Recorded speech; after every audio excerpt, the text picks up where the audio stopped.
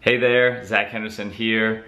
In today's video, I'm going to be sharing with you one of my favorite strategies for boosting your results and your performance in the gym, and also just making yourself more productive on a day-to-day basis.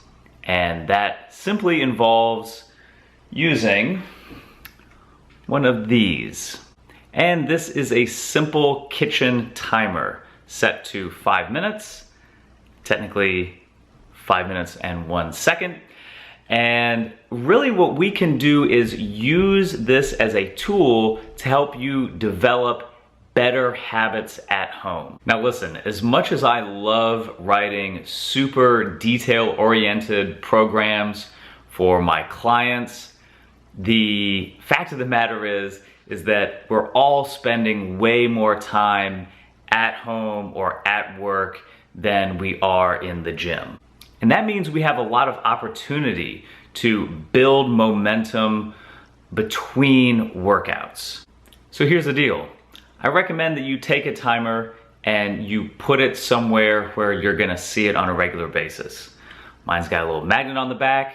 I keep it on the fridge, maybe keep it at your desk, wherever you're going to see it on a regular occasion.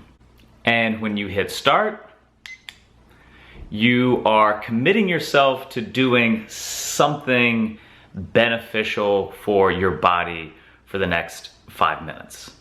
Now normally I just recommend that you do some general body weight movement. So that could be joint mobility, joint circles, stretching. You could do push-ups, planks, other sorts of body weight exercises, yoga sequences, anything that gets the blood moving, that takes your joints through a range of motion that you're not otherwise, training or getting into throughout the rest of your day. And just commit to those 5 minutes. It's really as simple as that. Now, if you do have specific priorities in your training, like let's say that you're a powerlifter, right? And maybe you're specifically working on your squat technique and strength. Well, you might want to take these 5 minutes to do some drills that will specifically help translate into your squat training. So, you might want to hold the bottom of a squat, do some, hip stretching. You might want to do some specific core work that will help your bracing, right? So you can also be a little bit more specific with these 5-minute blocks as well, as it pertains to getting better at certain lifts or improving certain physical skills. Now you can also use this 5-minute idea to start chipping away at other projects or chores that maybe you procrastinate on. So like for example, I've been reading lots of Hemingway this year, and honestly, I am rarely motivated to sit down and crack open a book. But if I click start, I know that I'm only mentally committed to reading for those 5 minutes. Then after the time is up, I can ride that momentum and keep on reading. Otherwise, I can shut the book and just be content with my 1.5 pages for the day, right? Same thing with writing, same thing with, plowing through email or any other work that you find is just hard to sink your teeth into.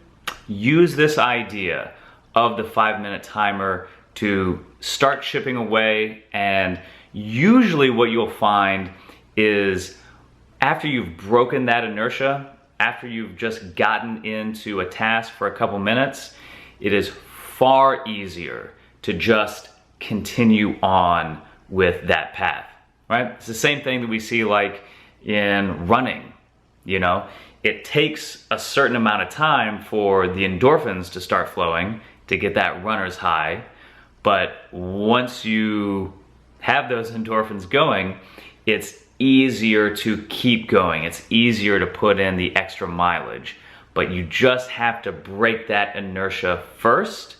And that's what this 5-minute timer idea is all about. And finally, you can use this idea to start edging out bad habits or just simple mindless behavior, right? So maybe before you plop down on the couch and binge watch 3 hours of Netflix, maybe you hit that 5-minute timer and you just do some movement. Hey, and if you're inspired to do something else afterwards, that's great. If it puts you in kind of a different state of mind, perfect. If not, and if you still want to plop down and hit up the Netflix, that's totally fine too. But essentially what you're doing here is you're creating more opportunities for yourself to make conscientious decisions. And again, it doesn't have to be complicated.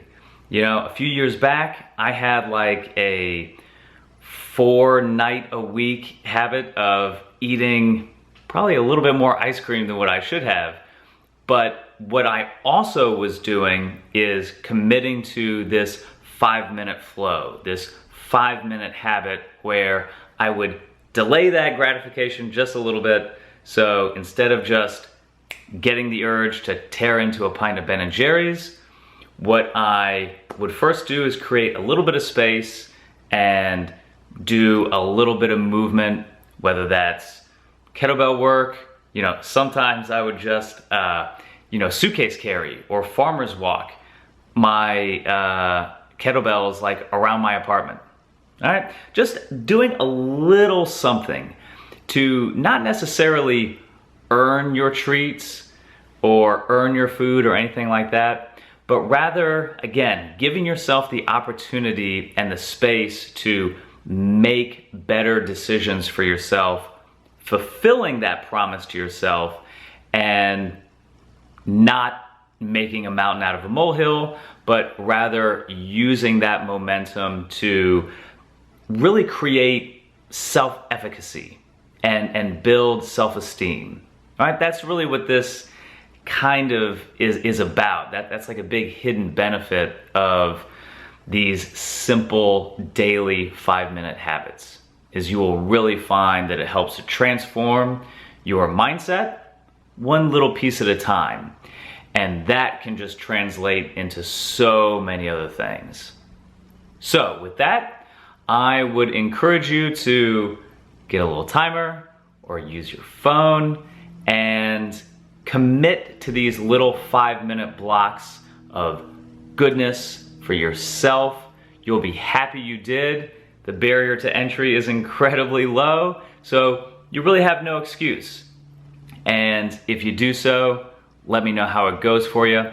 I just wrote a big article kind of pivoting around this whole idea of the 5-minute timer that you can find linked below.